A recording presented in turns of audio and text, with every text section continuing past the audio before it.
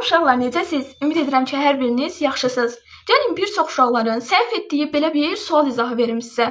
Hansı ki, diqqətli olun uşaqlar, bu sual qəbula düşmüş sualdır və burada verilən qiymətləri dəyişərək yenidən növbəti illərdə sala bilərlər qəbul sualı kimi. Ona görə hər kəs diqqətli olsun, başladıq.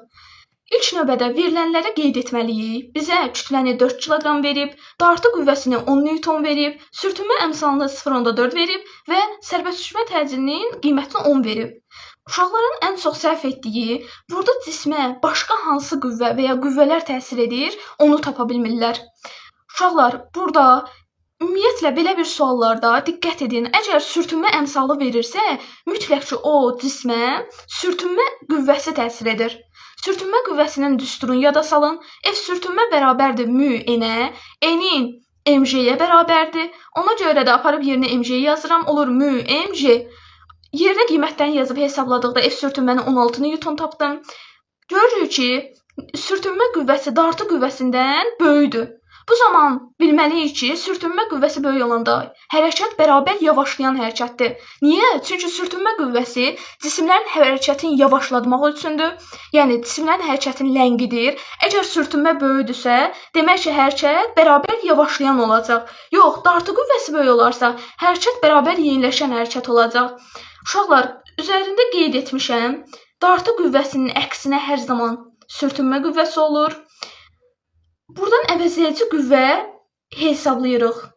Əvəzləyici qüvvə qüvvələrin fərqinə bərabərdir, yəni 6 Newtona bərabərdir və böyük qüvvənin istiqamətində olur, yəni sola doğru. Və biz bilməliyik ki, bərabər yavaşlayan hərəkətdə təcillə sürətin istiqamətləri bir-birinə əks olur. Yəni, biri sağa gedirsə, digəri sola getməlidir. Əgər mənim qüvvəm sola doğru gedirsə, yəni qüvvənin istiqaməti təcilin istiqamətində göstərir uşaqlar. Mənim təcillim sola gedirsə, demək sürətim sağa getməlidir. Yəni, x oxu istiqamətində olmalıdır. Bunu qrafikdə təsvir edəndə x oxu istiqamətində yuxarıda, x oxunun əksi istiqamətində dedikdə aşağıda qeyd olunur. X oxu istiqamətində dediyinə görə yuxarıda qeyd edirəm və başlanğıc sürəti V0 verdiyinə görə, yəni başlanğıc sürəti olduğuna görə V0 qeyd edirəm və müəyyən başlanğıc sürətdən sürət yavaş-yavaş azalmağa başlayır. Amma uşaqlar, bu qrafikdə niyə xətt sıfıra tam olaraq toxunmur, yəni sıfıra çatmır? Əgər bizi sualda cisim dayanır sözünü işlətsəydi, o zaman mən bu xətti tam olaraq aşağı çəkib T xəttinə doğru bitişdirməliydim. Yəni, tam olaraq aşağı doğru çəkməliydim, sıfıra toxundurmalıydım.